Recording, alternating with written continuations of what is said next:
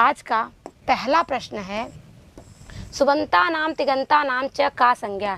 सुबंत और तिगंत की क्या संज्ञा होती है ये बताना है। संहिता संज्ञा, अवसान संज्ञा, पद संज्ञा की इत संज्ञा। तो सुबंत और तिगंत की कौन सी संज्ञा होती है? सुब तिगंतम पदम। सूत्र क्या है? सुब तिगंतम पदम। सुबंत और तिगंत की पद संज्ञा होती है। विकल्प सी आपका सही उत्तर हो जाएगा। अगला प्रश्न देखिए, व्याकरणे संहिता पदेन सूच्यते।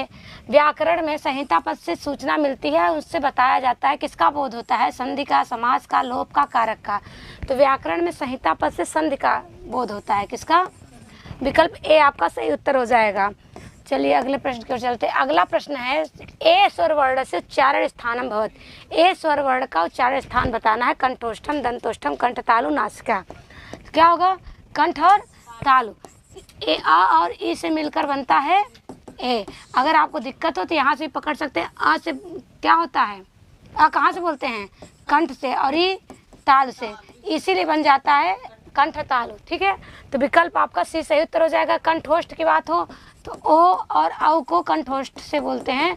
क्यों? क्योंकि आ प्लस उ बराबर ओ। ठीक है, आ को कंठ से बोलते हैं, आपको पता ही है। ऊ को ओष्ठ से बोलते हैं, इसलिए इसका उच्चारण स्थान क्या बन गया? कंठोष्ठम। चलिए अगले प्रश्न की ओर चले। अगला प्रश्न देख लीजिए, शंभु राजते इत्यस्य संधि पदम अस्ति। संधि करेंगे तो क्या बनेगा? शंभुर राजते, शंभुस राजते, शंभो राज, शंभु राजते। क्या होगा?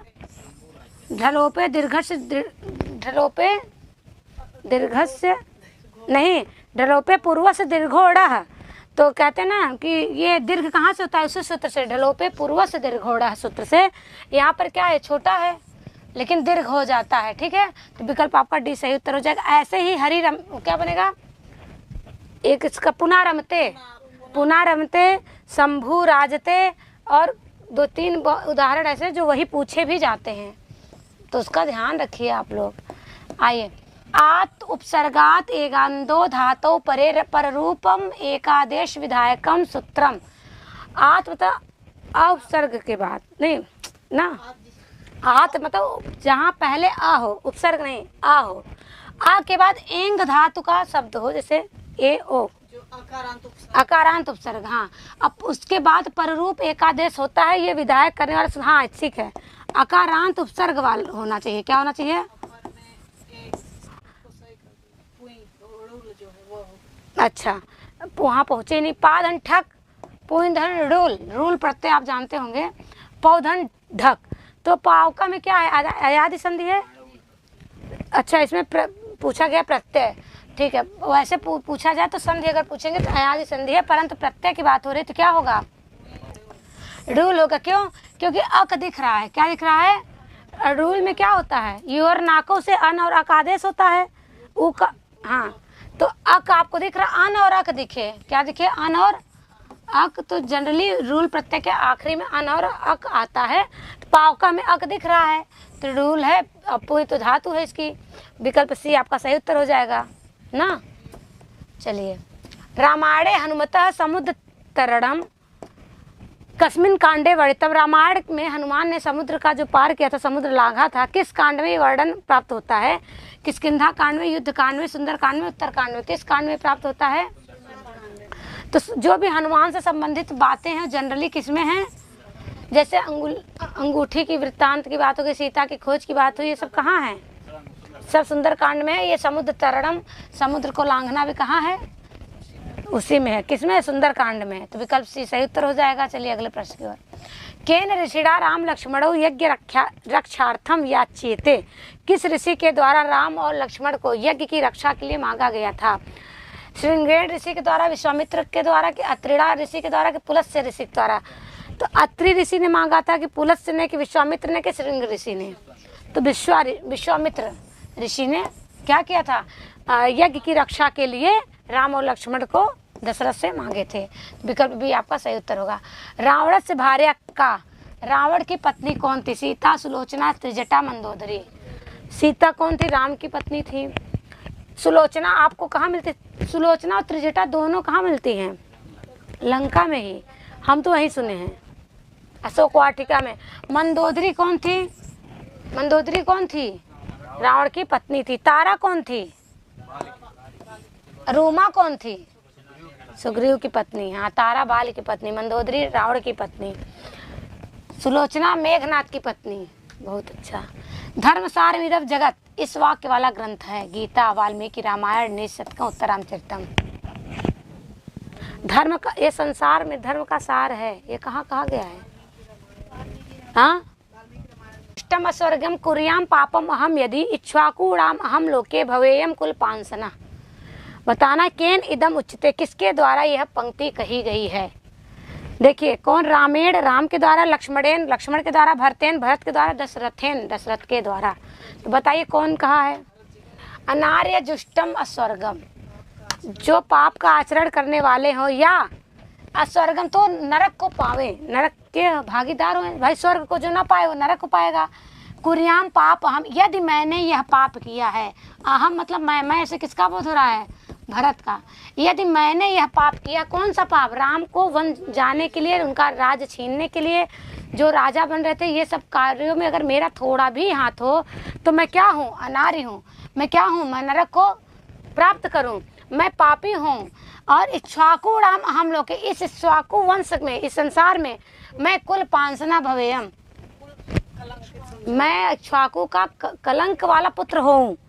क्या हूँ भाई? हमको क्या करें? आप कलंकी बना दो, वो ठीक है, परंतु अगर मैं किया हूँ तो, यह पाप अगर मैंने किया है तो मैं ऐसा ऐसा हूँ। तो ये कथन किसका है? भरत जी कहते हैं। जब उनको राम जी के बारे में पता चलता, तो आप लोग सब लोग रामायण पढ़े ही हैं, भरत का कोई रोल नहीं है इसमें, विकल्प सी सही उत्तर है, इसीलिए वो ऐसा कहते हैं। चलिए, महाभारत से मौलिक रूपम आसीत, महाभारत का मौलिक रूप बताना है। जय नामना, विजय नामना, भारत नामना, आर्ष काव्य नामना। तो मौलिक रूप अगर पूछा जाए तो क्या है? देखिए, सर्वप्रथम जय नाम हुआ था, फिर भारत, फिर महाभारत। तो ध्यान रखिएगा, विकल्प आपका ए सही उत्तर हो जाएगा। मौलिक रूप पूछे तो जय नाम। चलिए, अक्षुदान दानशीलांश सत्यशीलान नास्तिकान काष्णम वेद इमं विद्वान श्रावित्वा अर्थमश्नुते इत्यस्मिन् श्लोके प्रस्तुतिकृतः काष्णः वेदः कः। इसमें कहते हैं कि ये भगवत गीता से है। इससे काष्ण वेद से किसका बोध हो रहा है, या काष्ण वेद कौन है? भगवत गीता है कि श्रीमद् रामायण है कि जानकी हरण है कि महाभारत है, ये बताना है। तो अक्षुद्रान, जो क्षुद्र ना हो, ऐसे दानी हो, जो दान करने वाला, शीलांश जो शील व्यवहार आदि करने वाले हों, और सत्यशील करने वाला, अनास्तिकान जो नास्तिक ना हो, आस्तिक हो। काष्टम वेद इमम विद्वान, ऐसे काष्ट वेद, अभी बताएंगे, आगे का नहीं बता रहे हैं। विद्वान श्रावित्वार्थ, ऐसे जो महाभारत को पढ़ते हैं, ऐसे उसके अर्थ की फल प्राप्ति करते हैं। कब? जो ऐसे ऐसे हों वो लोग। फल की प्राप्ति कौन करेगा? जो क्षुद्र ना हो, दान करने वाले हों, सत्य का आचरण करने वाले हों, और नास्तिक नहीं, नास्तिक हों। नास्तिक आस्तिक हो, हाँ, नास्तिक ना हो। तो ऐसे लोग महाभारत में जो भी आप श्रवण करेंगे, जो भी आप जानेंगे, सुनेंगे, क्या होगा? फल की प्राप्ति होती। काष्ठ वेद से किसका बोध हुआ? महाभारत की बात हो रही है। विकल्प डी आपका सही उत्तर हो जाएगा। ध्यान रखिएगा, काष्ठ वेद भी कहा जाता है। क्यों? क्योंकि वेद व्यास जी ने लिखा है। किसको लिखा है? महाभारत को।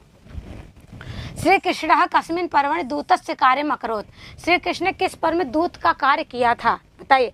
सभा पर्व में, भीष्म पर्व में, उद्योग में, वन में। किस पर्व में दूत का कार्य किए थे? उद्योग पर्व में। भीष्म पर्व से क्या लिया गया है? श्रीमद् भगवद गीता।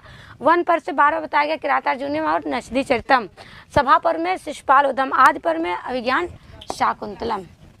चलिए, अज्ञातवासे अर्जुनस्य नाम आसीत, अज्ञातवास के टाइम पे अर्जुन का क्या नाम था?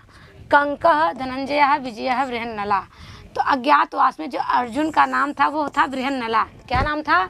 ये एक नृत्य शिक्षक थे, ये नाचना सिखाते थे। और कंक कौन थे? युधिष्ठिर थे। कौन थे? युधिष्ठिर थे। और भीम कौन थे? बल्लव। ये रसोइया वाले थे, रसोइया तो खाना वाना बनाते थे भीम। और कौन है? नकुल। नकुल कौन थे? क्या? नहीं नहीं, नाम भाई।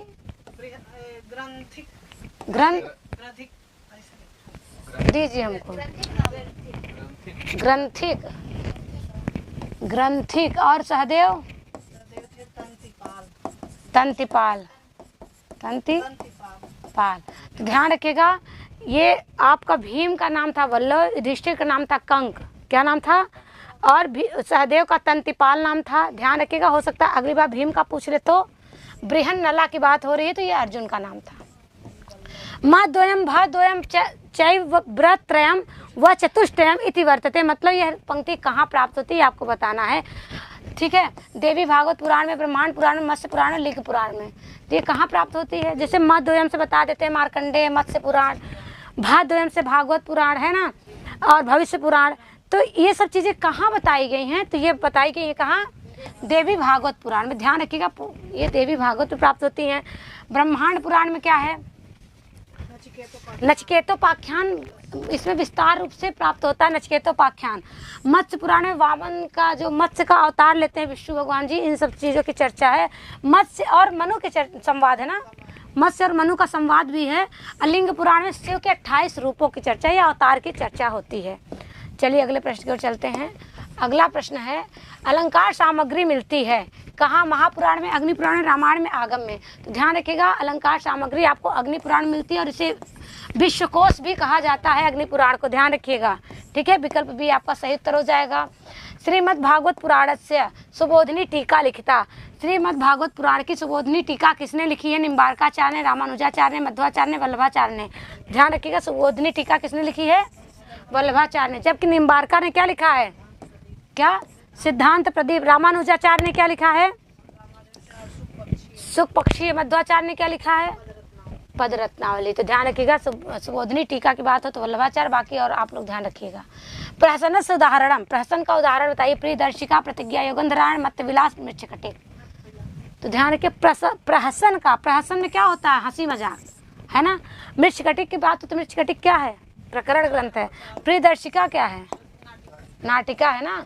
चलिए, अधस्तन वर्गयो हो युग्म पर्याय समीचीनम विचलित। चलिए मिलाते हैं। मृच्छकटिकम क्या है? प्रकरण है। दशकुमार चरितम क्या है? गद्य काव्य है।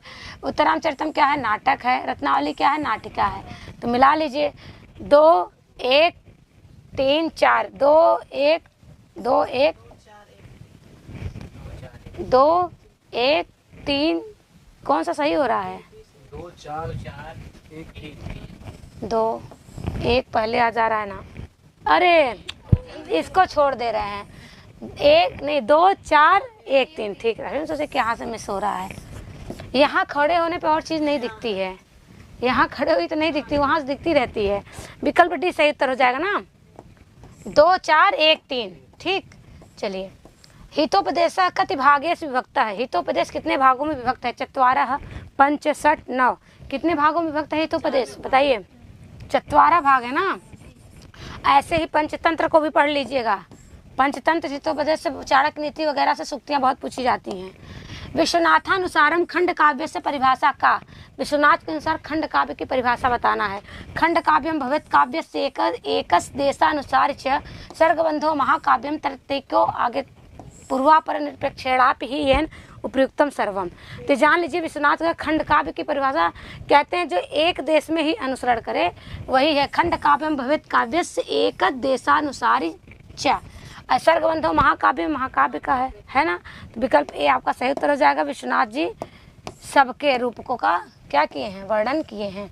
पंडित राजा कहा। जयदेवा है, विश्वनाथ है, जगन्नाथ है, कालिदास है। पंडित राज जगन्नाथ सभी को पता है। तो विकल्प आपका सी सही उत्तर हो जाए, पंडित राज जगन्नाथ। ठीक है। चलिए अगला प्रश्न देखते हैं। अगला प्रश्न है, अगला प्रश्न क्या है? कैलाश पर्वत तक मेघ के सहयात्री कौन बनेंगे? राजहंस, चातक, यक्ष, बलाका। तो राजहंस कौन बनेंगे? कहाँ तक? कैलाश पर्वत तक मेघ के सहयात्री। यक्ष कहता है मेघ से तुम जाओगे तो तुम्हारे साथ कैलाश पर्वत तक कौन जाएंगे? तो राजहंस जाएंगे। चिंता मत करना, तुम्हारे सहयात्री बने रहेंगे, तुम्हारे टाइम पास के लिए रहेंगे तुम्हारे मित्र। विकल्प ए सही उत्तर रहेगा। अंतः शुद्धत्वमपि भविता वर्ण मात्रेण कृष्ण। यहाँ तुम पद से किसका बोध है?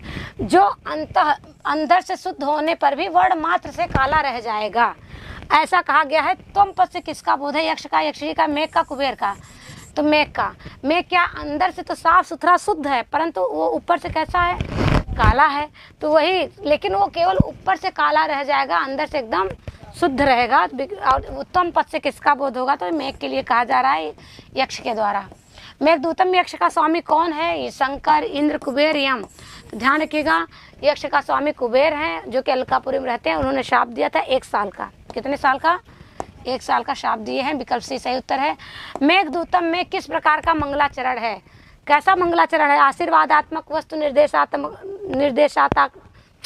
निर्देशात्मक, नमस्क्रियात्मक, उपर्युक्त में से कोई नहीं। तो मेघदूतम में मंगलाचरण बताइए कैसा है? तो वस्तु निर्देशात्मक है। कैसा है? क्यों? क्योंकि इसमें किसी भगवान की वैसी स्तुति नहीं की, सीधे ग्रंथ की बात हुई और वहीं पे ही सब कुछ कहा पद से ब्रह्म का बोध करा देते हैं। तो विकल्प बी उत्तर सही हो जाएगा। इक्ष्वाकुणाम दुरापेर थे त्वद्धीना ही सिद्धया इति कह कम प्रति आह। यह जो सुक्ति है ये कौन किससे कहता है? वशिष्ठ दिलीपम प्रति वशिष्ठ दिलीप के साथ कहते हैं या दिलीप वशिष्ठ से कहते हैं? वशिष्ठ सुदक्षिणा से कहते हैं कि सुदक्षिणा दिलीप से कहती हैं? तो क्या है? इक्ष्वाकुणाम जो इक्ष्वाकु वंश में ये जो कठिनाई है, जो कठिन समय है, इस ये तो आपके ही अधीन है। इसकी सिद्धि, जो कठिनता की सिद्धि या जो हमारे साथ घटना घट रही ये आपके अधीन, मतलब आप इसका निवारण कर सकते हैं। ये कौन कह सकता है? ये अपने गुरु से कह रहे हैं। कौन? दिलीप। राजा दिलीप महर्षि वशिष्ठ से कहते हैं। विकल्प भी सही उत्तर हो जाएगा। क्यों? क्योंकि उनको पुत्र की प्राप्ति नहीं होती है। वो वशिष्ठ के पास जाते हैं और अपनी सारी व्यथा कहते हैं और ये भी कहते हैं कि आप ही इसका निवारण कर सकते हैं, ये सब आप ही के अधीन है। को सूर्य प्रभो वंश को चाल विश्यामती पंक्ति किस ग्रंथ से उद्धृत है? तो यह कहाँ सूर्य के समान क्या वंश और कहाँ मेरी इतनी छोटी सी बुद्धि, ये कालिदास जी अपने लिए रघुवंश में कहते हैं कि मैं कैसे इतना बड़े वंश का विस्तार करूंगा, इससे संबंधित बात करते हैं। विकल्प ए सही उत्तर हो जाएगा। अगला प्रश्न देखिए। शस्त्रेण रक्षम यद शक्य रक्षम न तद यश शस्त्रभिताम छिड़ोति इयम् मुक्ति ही कालिदासस्य कस्मिन् ग्रंथे अस्ति? मेघदूते, विज्ञान शाकुंतले, रघुवंशे, कुमार संभवे। तो क्या है? क्या कहा है? सिंह कहता ना दिलीप से, क्या कहता है? हाँ, सिंह कहता है ना।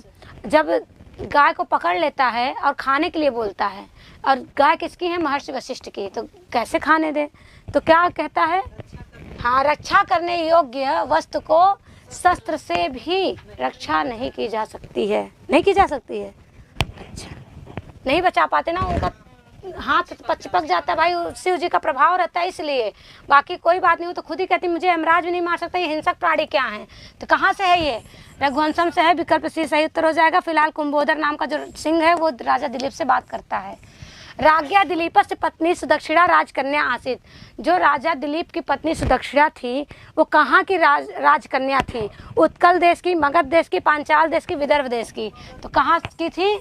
मगध की थी। विकल्प बी आपका सही उत्तर है, मगध देश की थी। अगला प्रश्न देख लीजिए।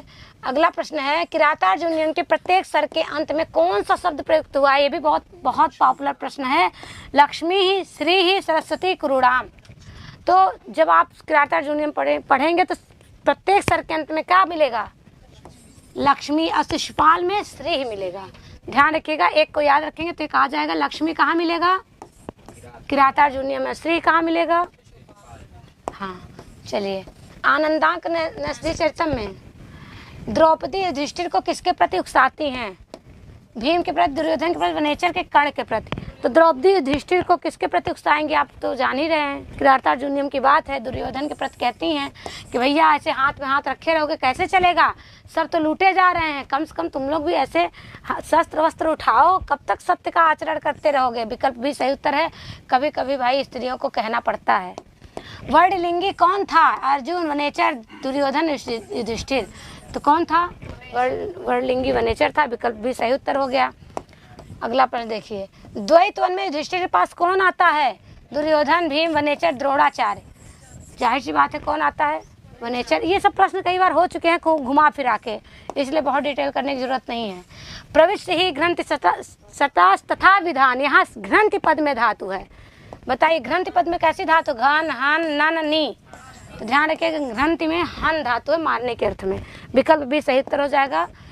चलिए आइए। अपादानादि विशेषई अविवक्षितम कारकम कर्म संज्ञम स्यात् इत्यर्थे निर्धारितम सूत्रम वर्तते। अब बताइए अपादान आदि की विशेष की विवक्षा में कारक में कर्म संज्ञा होती है किस सूत्र से? वह निर्धारित सूत्र बताइए। कर्मण द्वितीया कर्तृश्चित्तमम कर्म कथितं च अनभिहिते। जब आपको अपादान आदि संप्रदान आदि न कहना हो, 16 द्विकर्मक धातु उसमें परिगणित हो, कोई ना कोई एक धातु हो, तो वहाँ पर अकथितन च का प्रयोग होता है, ऐसा बताया गया है। विकल्प सी सही उत्तर होगा। और गौण कर्म की बात हो रही है, अगर मुख्य होगा तो कर्तृ तमम कर्म होगा। कर्मण द्वितीया से द्वितीया का विधान हर जगह होगा। द्वितीया करने वाला कर्मण द्वितीया है, लेकिन संज्ञा करने वाले अलग अलग सूत्र होते हैं। जगतः कर्ता कृष्णः उदाहरणे अस्मिन् यस्य सूत्र से प्रवृत्ति ही भवत् तन् निर्धारयत्। जगत के कर्ता कृष्ण है, इस उदाहरण में जिस सूत्र से यह हुआ है उसको बताइए। कर्तृ कर्मणो कृति षष्ठी चानाद्रे कर्तृ स्थित तमम कर्म कर्तृ कर्णे तृतीया। तो ध्यान रखिएगा, षष्ठी का है, क्या होगा? कर्तृ कर्मणो कृति। षष्ठी चानाद्रे के लिए बताए थे, अनादर अर्थ द्योतित होने पर षष्ठी विभक्ति होती है। कर्तृ स्थित तमम कर्म तब होता है जब कर्ता के द्वारा कोई स्थित तम हो, तो वहाँ कर्म संज्ञा होती है। कर्तृ कर्णे तृतीया से हमेशा तृतीया विभक्ति का विधान होता है। विकल्प ए आपका सही उत्तर हो जाएगा। स्वस्थ योगे का विभक्ति चतुर्थी, प्रथमा, सप्तमी, षष्ठी। तो ध्यान रखिएगा, चतुर्थी नमः स्वस्ति स्वाहा सुधा अलम वसट योगाच्च। स्वस्ति हो चाहे सुधा हो चाहे नमः हो, नमः स्वस्ति सुधा अलम वसट, इतने योग में क्या होती है? चतुर्थी विभक्ति होती है। ध्यान रखिएगा, बहुत इंपॉर्टेंट है ये भी। राम पुस्तकम पठति की इस वाक्य का कर्म वाच्य क्या होगा? बहुत आसान है, बना ही लेंगे, मुझे पता है। रामा का क्या हो जाएगा? रामेण। पुस्तकम का क्या हो जाएगा? पुस्तकम ही। पठत का क्या होगा? तो बताइए, रामेण पुस्तकम पठेत होगा कि रामेण पुस्तकम पठितानि होगा कि रामेण पुस्तके पठ्यते कि रामेण पुस्तकम पठ्यते? तो पठत का पकड़ लेंगे तो हो जाएगा रामेण पुस्तकम पठ्यते होगा। विकल्प डी सही उत्तर हो जाएगा। आइए, कादम्बरी कथा का मुख्य रस है अद्भुत, वीर, करुण, श्रृंगार रस। तो जाहिर बात है 3 जन्मों की कथा है, प्लस उसमें क्या है? क्या है?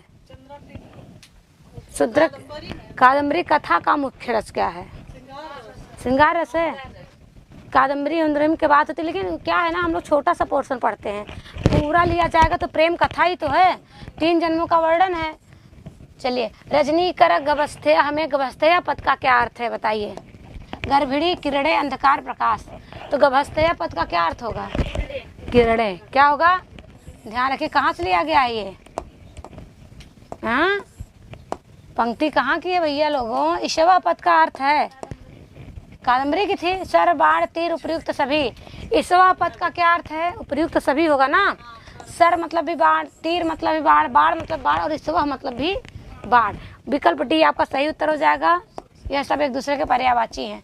लक्ष्मी कहाँ से पैदा होती है? कल ही बताए थे, विष्णु के पैरों से, ब्रह्मा की नाभि से, क्षीर सागर से, शिव की जटाओं से। तो भैया लक्ष्मी कहाँ से हुई हैं? क्षीर सागर से। ध्यान रखिएगा, शिव की जटाओं से तो गंगा जी निकली थी। कौन? अब ब्रह्मा की नाभि से तो हम शायद विष्णु जी कि ब्रह्मा किसकी?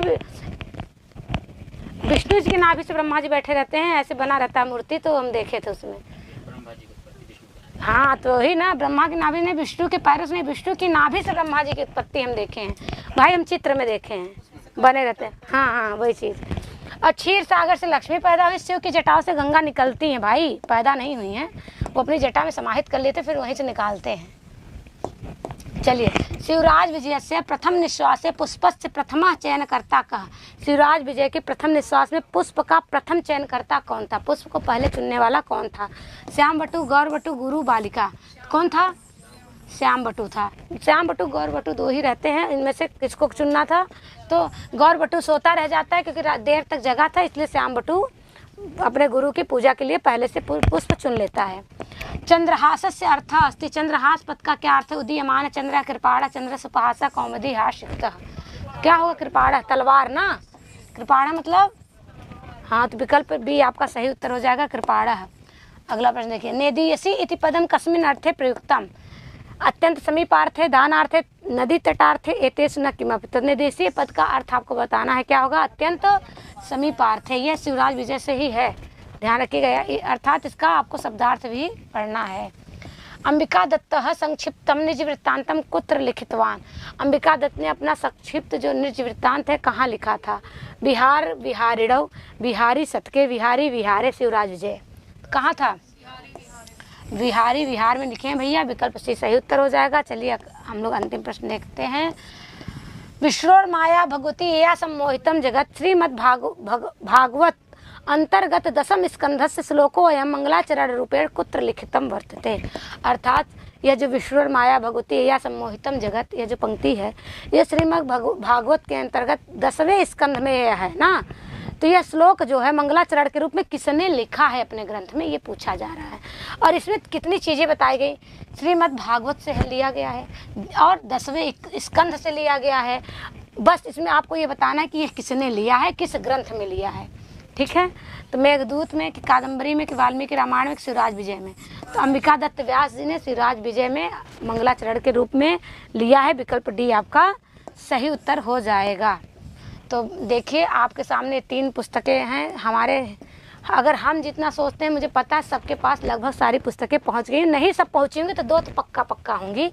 बिहार गंगा जिसमें आप टीजीटी पीजीटी या स्टेट के लिए भी उपयोगी है, तीनों पढ़ सकते हैं। लक्ष्य बिहार में आप डिटेल पढ़ सकते हैं। बिहार सप्तम में क्या है, या स्टेट के मॉडल पेपर प्लस आए हुए जितने पेपर हैं, वो जूनियर हो चाहे स्टेट हो या टीजीटी पीजीटी हो, वो सब है। तो बस आज इतना ही भैया लोगों, नमस्कार।